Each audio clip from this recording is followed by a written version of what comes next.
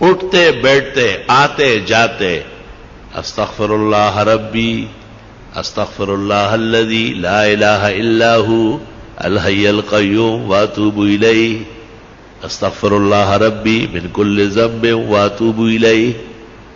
یہ پڑھا کرو جتنے استغفار آپ کو یاد ہے، بہت زیادہ پڑھو، کم پڑھنے سے نہیں کام چلے گا. کیونکہ دنیا کی تمام تکلیفیں، رنج اور غم، صدمہ اور مصیبت، فتنہ اور پریشانی سورت انفال میں ہے، استغفار سے ختم ہو جائے گا. استغفار ہمیں کرنا چاہیے. پیرانی پیر شیخ عبد القادر جیلانی نے ایک موقع پر لکھا ہے کہ جن کو استغفار کا پتہ ہے اور پھر وہ پریشان ہوتا ہے، فرمایا بہت بڑا کذاب اور جھوٹا ہے. یہ تو خدا کا فیصلہ ہے کہ آپ استغفار کریں، میں پریشانیاں دور کروں. اب یہ کہ ہمیں محبت چاہیے، آرام چاہیے، عزت چاہیے، حلال دولت چاہیے، وقار چاہیے، حفاظت چاہیے، خدا تیری نصرت چاہیے، بندوں کے ہر شر فساد سے بچت چاہیے. اس کا ذکر اللہ نے سورۃ نوح میں کیا ہے 29ویں پارے میں کہ یہ بھی استغفار سے ہو. لے سارا کام استغفار سے ہو رہا. علماء نے اس طرح ایک مثال دی کہ اگر فرید گنج شکر، ان کے شیخ قطب الدین بختیار کاکی، ان کے شیخ معین الدین چشتی اور ان کے شیخ عثمان ہارونی اور ان سے بھی بڑے شیخ عبد القادر جیلانی اور سید علی حجویری داتا گنج بخش اور حسن بصری اور علی مرتضی اور چاروں مقرب ملائک، ان سے بھی آپ وظیفہ مانگیں. استغفار سے بڑھ کر کوئی وظیفہ نہیں دے. سب کا اتفاق استغفار پر ہوا.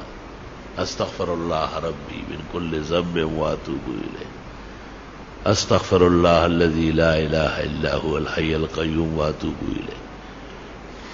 اب ایک آدمی استغفار کر رہا ہے اور وہ فائدہ محسوس نہیں کرتا تو قرآن تو سچا ہے، ہمارا ایمان ہے، اس میں کوئی کمی ہے نا. وہ عورت نے وہ چاند دیکھا ایسا چاند کی طرح، تو انگلی کے ساتھ کوئی چیز لگی تھی نامناسب، کہنے لگی چاند تو بہت اچھا لیکن بدبو آ رہی. بدبو تو آپ میں ہے، چاند میں تھوڑا ہی ہے. اب اپنے آپ کو اس معیار پر لانا ہے کہ ہمیں استغفار سے وہ فائدہ پہنچے جو اللہ تعالیٰ نے سورۃ انفال میں بیان کیا ہے. وما كان الله ليعذبهم وانت فيهم وما كان الله معذبهم وهم يستغفرون. ایک ایسی نیکی اور ایسا عمل جو نبی کے برابر ہو یا نبی جیسی رحمتیں مل جائے، قرآن کی اس آیت میں ہے جو میں نے پڑھی کہ وہ استغفار کا عمل. یا تو نبی کی وجہ سے بچتے ہو یا استغفار سے بچت. خوب استغفار کیا کرو. بعض راتیں مناؤ، باقاعدہ بعض اوقات منا لو کہ بھئی میں سحری میں اٹھوں گا اور سورج نکلنے تک استغفار کروں گا، اور میں جمعے کی نماز کے لیے 2 گھنٹے پہلے آؤں گا، سورۃ کاف پڑھوں گا، 100 مرتبہ درود ابراہیمی پڑھوں گا، بس پھر جمعے تک استغفار کروں گا. جمعے میں اتنا ٹائم نہیں ہے، چلو عصر سے مغرب صحیح ہے، مغرب سے عشاء تک کچھ تو ادھر کنڈے زویا اور سوخو بویا، کچھ تو کرے آپ، اپنے آپ کو ذرا قیمتی بنائے. جتنی خوشیاں چاہیے، جتنے آرام اور راحت چاہیے، جتنی عزت چاہیے، اللہ تعالیٰ سورۃ نوح میں فرماتے ہیں فَقُلْتُ اسْتَغْفِرُوا رَبَّكُمْ، استغفار کرو، وہ مل جائے گا، سب عطا ہو جائے گا. ہمیں بھی دعاؤں میں یاد رکھو، دینی مدرسوں کو بھی، طلباء کو بھی، اور یہ موجودہ پریشانیوں کو بھی، اور استغفار کی کثرت کرو. راتوں کو بستر پر جاتے وقت 33 دفعہ سبحان اللہ، 33 مرتبہ الحمدللہ، 34 مرتبہ اللہ اکبر پڑھا کرو. آج ہی بخاری شریف میں آ رہا تھا کہ حضرت فاطمہ آئی اور ام المومنین عائشہ کو کہا کہ حضرت غلام بانٹ رہے ہیں، مجھے بھی کوئی نوکرانی دے دے. جب حضرت آئے بتایا، انہوں نے کچھ کہے بغیر ان کے گھر گئے اور ان کو کہا بس رات کو یہ پڑھا کرو 33 مرتبہ سبحان اللہ 33 مرتبہ الحمدللہ، 34 مرتبہ اللہ اکبر. یہ دنیا بھر کے غلام کنیز آرام و راحت سے بہتر ہے.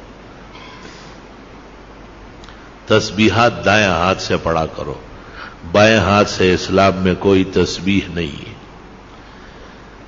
جو مسئلہ نہیں جانتے ان کو بتانا ضروری ہے، جو جاننے کے بعد بھی نہ مانے اللہ ان کو ہدایت کی توفیق دے.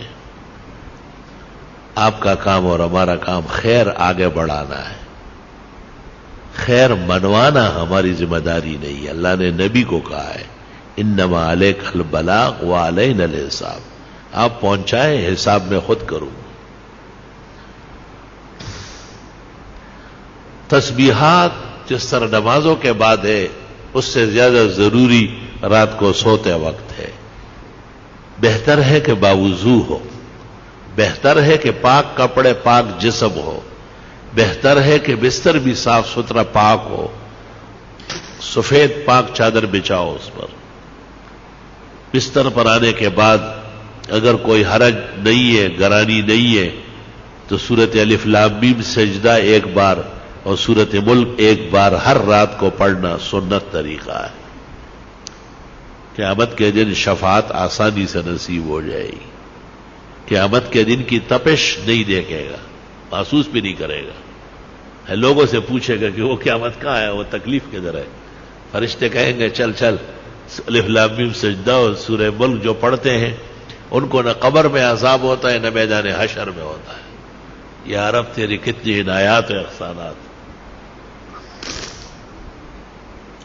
اورنگزیب عالمگیر نے جو قرآن شریف لکھا ہے تو الف لام میم سجدہ اس پر بھی لکھ دیا 21 پارے میں کہ رات کو سوتے وقت الف لام میم سجدہ اور ملک پڑھا کرو. پھر 29 پارے میں جب سورت ملک آئی پھر لکھنے لگا تو کاتبان جو بیٹھے تھے انہوں نے کہا حضرت یہ لکھ چکے ہیں وہاں. آرام سے رہو. وہ الف لام میم سجدے پر لکھا، یہ سورت ملک پر لکھا. اور حدیث شریف لکھنے کے بعد لکھ فرمایا بس اورنگزیب کا یہی مقصد تھا کہ یہ لکھا ہوا قیامت تک رہ جائے، شاید کوئی عمل کر کے اور مجھے بھی قبر کے عذاب سے اور جہنم کے تپش سے اور قیامت کی پریشانی سے اللہ تعالیٰ نے نجات نصیب فرمائے. الحمدللہ رب العالمین. اللہم صلی وسلم علی النبی وعلی آلہ واصحابہ